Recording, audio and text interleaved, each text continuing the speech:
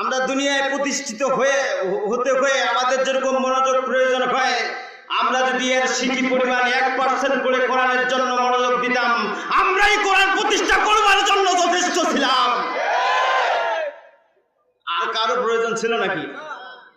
কিন্তু আফসোস, যত অমনোযোগী সেটা হলো কোরআনের কাজে, যত অমনোযোগী সেটা হলো আল্লাহর কাজে। মানুষ 1000 টাকা দান করে অন্যখানে সমস্যা হয় না, কিন্তু কোরআনের জন্য 10 টাকা কেউ দান করে না। আছে না এরকম?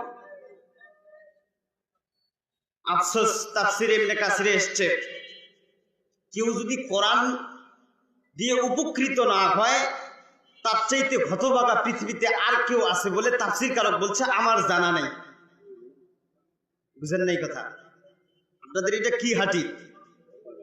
হয় না একটু শরম না গেছে?